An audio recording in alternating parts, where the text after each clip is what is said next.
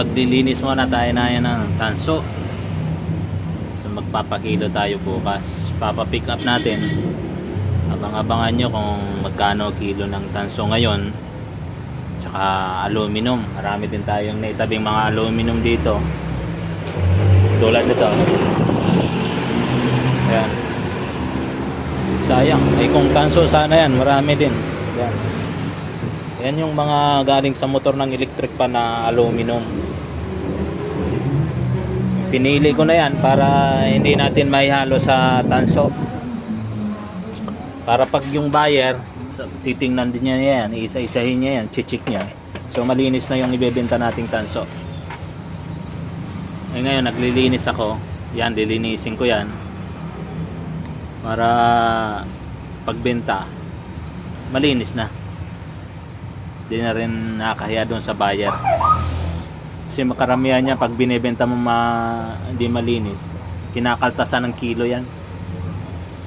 Kasi lilinisin pa rin nila yan. Sa akin, nilinis ko na tulad ito, nalinis ko na. Yan. Malinis na yan. So dyan natin ihalo to. Pati ito yung sa aircon ko nagkaroon ng leak. Inatay ko na. Bukas may kausap ako, pipick upin dito. Abangan natin kung magkano abuti ng tanso ko, saka kung magkano na rin ang kilo ngayon ng tanso saka aluminum. Ito po ay pinapick up ko kasi para hindi na ako magdala dun sa bentahan, para hindi hassle. Medyo mababa naman ng kaunti, pero okay lang kasi hindi ka naman mapapagod na ikaw pa ang pupunta sa junk shop or sa mga tinda, bilihan, pipila ka pa. Sayang yung oras tsaka yung pagod. So pinapick up ko na lang. So abangan nyo kung meron din kayong mga tanso, malay nyo papick up nyo rin. So ayan, pwede kayo mag comment. So, mababasa rin yan siguro nung magpipick up sa akin dahil buyer daw sila ng tanso. So abang-abangan natin para malinis. Maglilinis din kasi ako ng pwesto ko, masikip na. Tsaka mamimili tayo ng pyesa, kailangan natin ibenta na muna tong mga kalakal. Ang taas kasi ng tanso ngayon di samantalayan nating ibenta to. Kasi ang huling benta ko nasa 390. Ngayon 500 plus. So abangan natin kung ilang kilo yung naipong kong tanso dyan. So dinisan ko muna. Ito kasi yan nilinis yan. Yung mga plastic na yan, tali, tatanggalin mo yan para ganito siya, malinis, tanso siya, hindi na mapapagod yung buyer. Kasi kung may buyer, kakaltasan pa yan. Kasi kaltasan natin ng 2-3 kilo, malaking bagay na yun sa mahal ng tanso ngayon. So abangan natin bukas. Linisin ko muna to.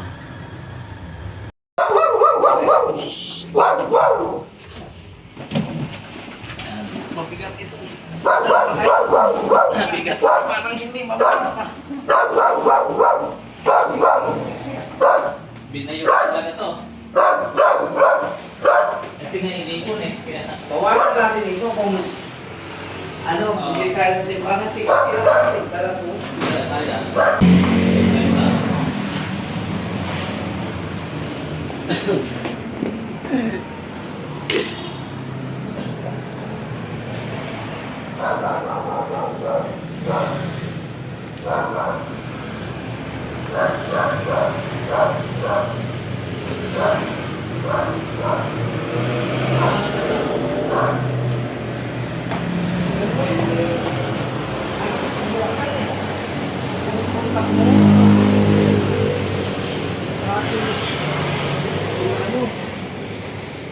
Zero ko, hindi ko natanggal yung tanso. Ayan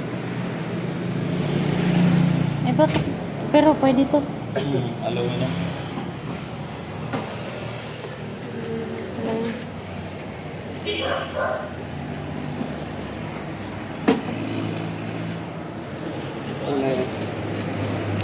Ito medyo may kiluan.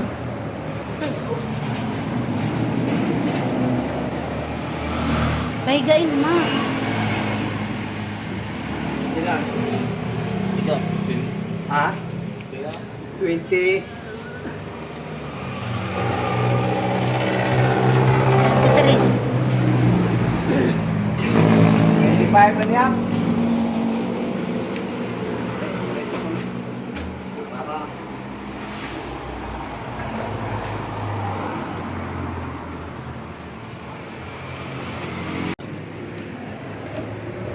Natin na natin dyan. Oo.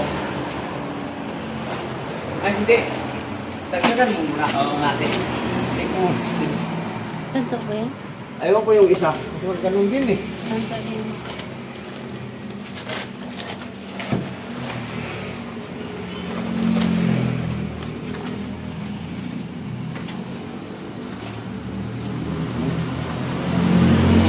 Pakipot ka po yung...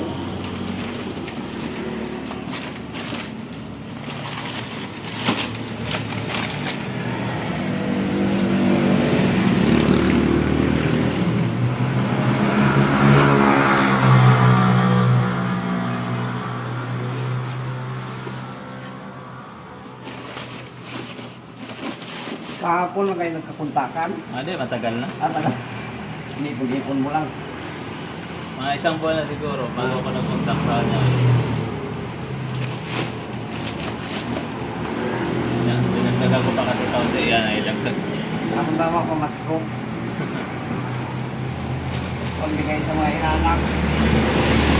Hindi ng piyesa. Refrigeration ko pala. Isa.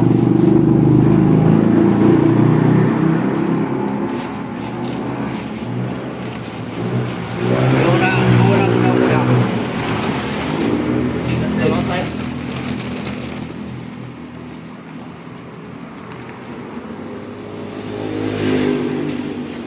Lampas pa? Hindi na.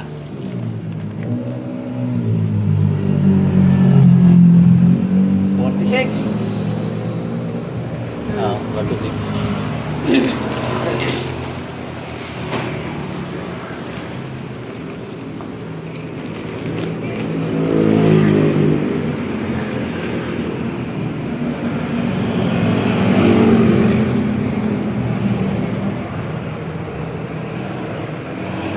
Mani.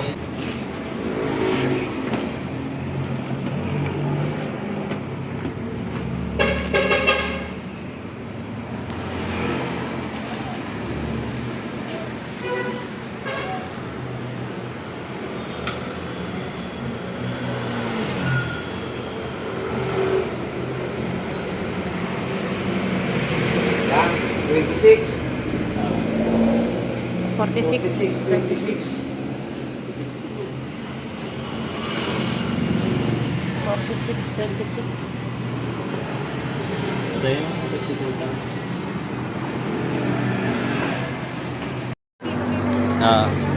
Hindi.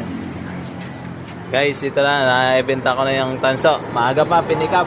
Para makabili ng almusal. Ito na. Pinagbentahan natin ng tanso. Maaga pa natin na ipakilo. Para ito yung 13 month ko. Ang kilo ng tanso is 545 Class C. Ang aluminum, 85 per kilo yung wire. So, yung total na inabot. Message lang kung gusto magtanong ng tungkol sa tanso o yung may marami kayong tanso, pwede ko kayo i-recommenda doon sa nag-pick up sa akin. Hanggang dito. Bye-bye.